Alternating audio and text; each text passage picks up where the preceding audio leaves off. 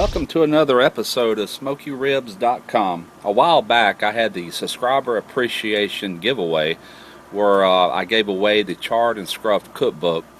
And along with that video I attempted to use one of the recipes that he had in the book, Adam Perry Lang.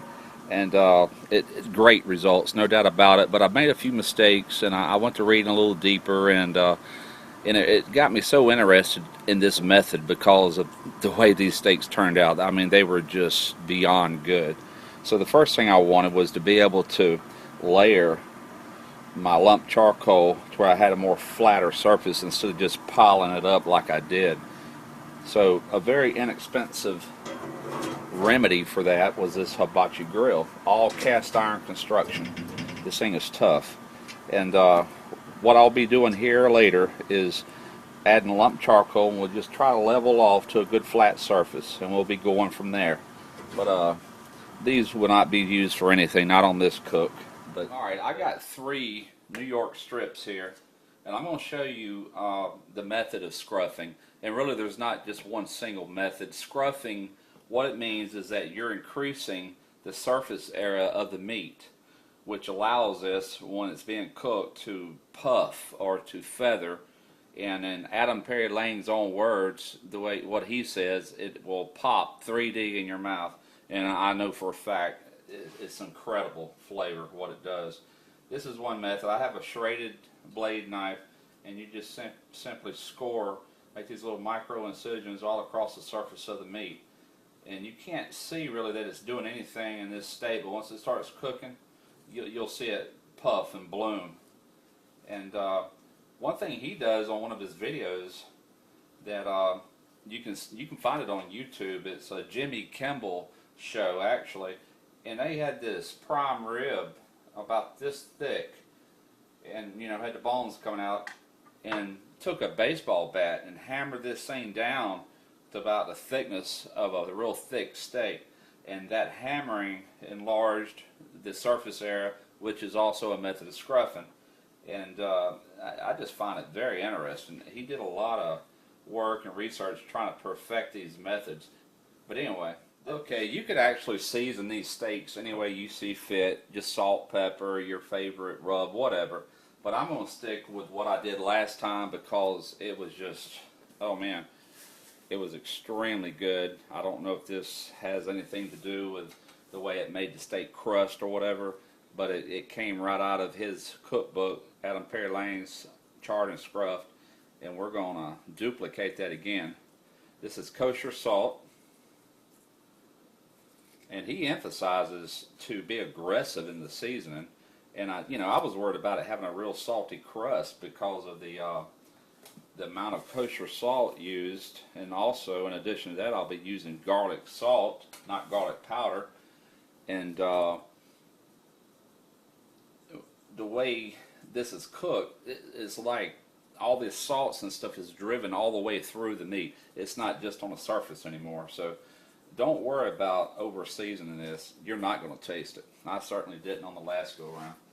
Alright, kosher salt on all 3, garlic salt,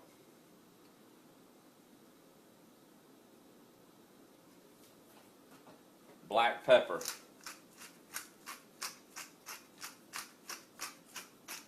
this is his 4-season basic seasoning he uses on a lot of the meat that he barbecues, and I haven't tried anything other than steak so far, and he's got me convinced. Now, ironically enough, I was a little hesitant about using cayenne pepper on a steak. A steak is just not something you want to experience a lot of heat in. Well, I was amazed at the fact that I did not taste any heat whatsoever. It was like knocked out, punched out during the cooking process, but combined with these other seasonings, it gave it one heck of a flavor. So once you do all these, rub them in. Let it get into that scruffed area of the meat. Rub them all in. I think I failed to do this on the last video. I actually did do it, but I just didn't record it. And just like so. We're going to flip them over, repeat the process. Let these sit out for at least 1 hour. They just come out of the fridge, and it's very important that these warm up to room temperature, to where when you're cooking these in the method I'm using, that you don't have a chilled area in the middle that will leave it raw.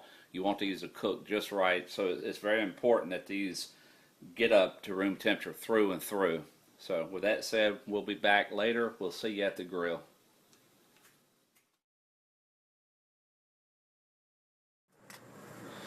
Okay, just want to emphasize one more time that the charcoal you want to use is the lump charcoal. This is the natural wood lump charcoal.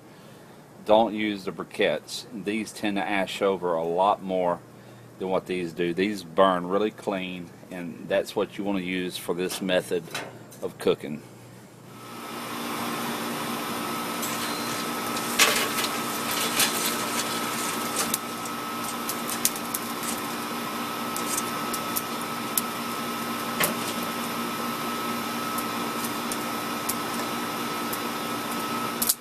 Just before you apply the steaks to the coals, you want to knock all the ash off of it, and I'm using a leaf blower.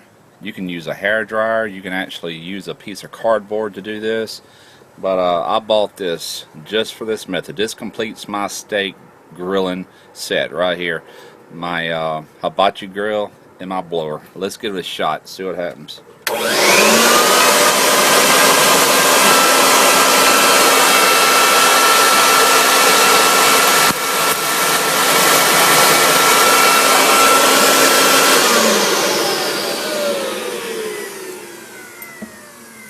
Alright, outside of blowing half the charcoal out of there, I'd say it's a success.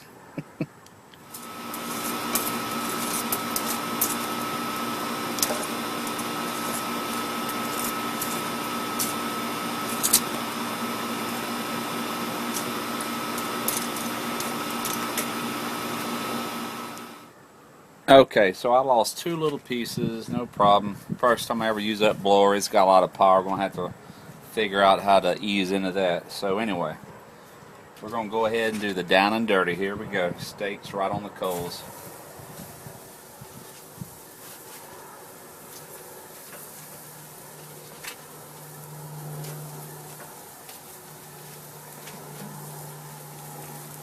You basically do these 2 minutes on each side. Flip them back and forth until you get them to the doneness that you desire. We'll be doing probably about 4 minutes for each side, so that'd be 2 minutes, 2 minutes, 2 minutes. You know, flip back and forth. We're also going to be cooking the edges, the fat ends of the steak also. Nothing's going untouched, not on these.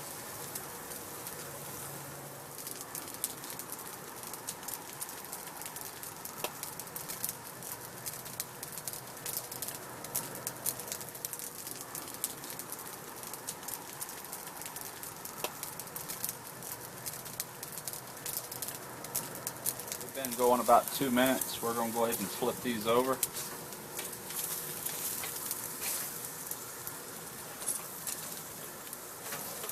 I don't know if you can notice, but these are turning out really clean. There's a little bit of ash here. Just knock it off. Oh yeah. What I did wrong on the last video is I basted the raw side before I flipped them. You start after you flip it for the first time. And the biggest reason being, you don't want to make your seasonings and your crust soggy before you ever start building the crust. So anyway, we're going to baste this. This is the same baste I used on the other video. It's butter, minced garlic. Got probably, well, let me start back from the beginning. I got a half a stick of butter. Got 3 cloves of garlic. Got about a half teaspoon of dried thyme, and got about a half teaspoon of red pepper flakes.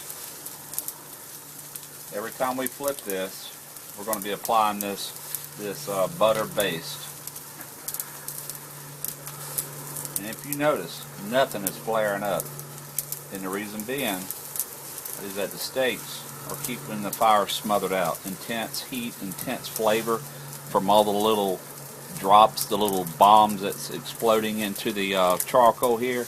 It's just infusing flavor into these steaks like crazy.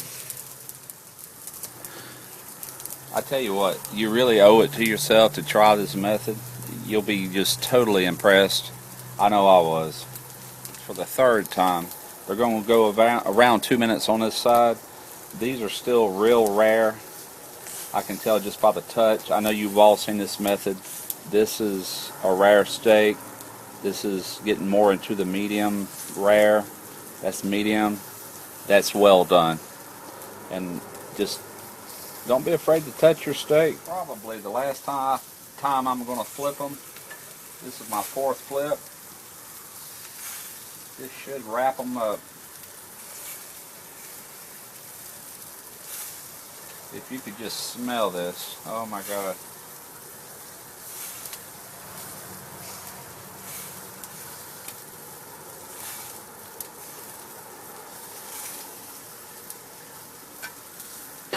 Alright, one of the last things you want to do is put these steaks on their fat ends for about a minute on each side. I stole this idea from Jimbo Jitsu. That just seemed to work out really well for him. Rib rack. Alright, see you in about a minute. And you might be wondering why you would want to do this on the side. Well, it goes back to what I was saying earlier. That fat is going to liquefy and drip onto these hot coals, which atomizes the liquid, and it puts little flavor bombs all into the meat.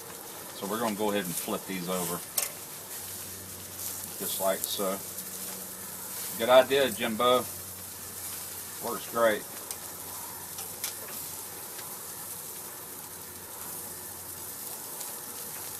Alright, we'll be back. Alright, we're going to go ahead and take these off, and we'll see you at the cutting board.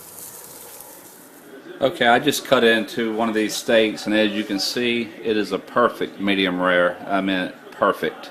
Just the way I love them.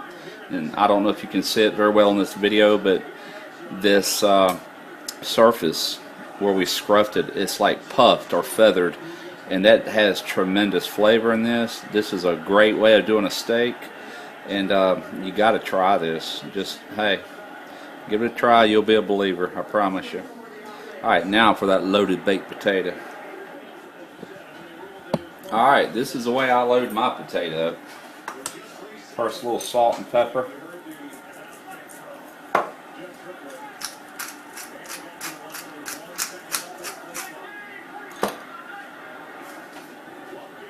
What would a potato be without sour cream?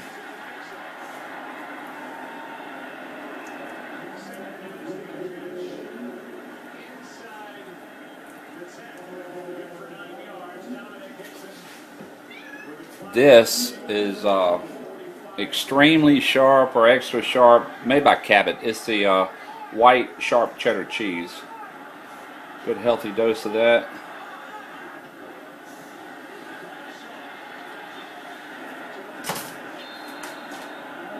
Of course, bacon bits.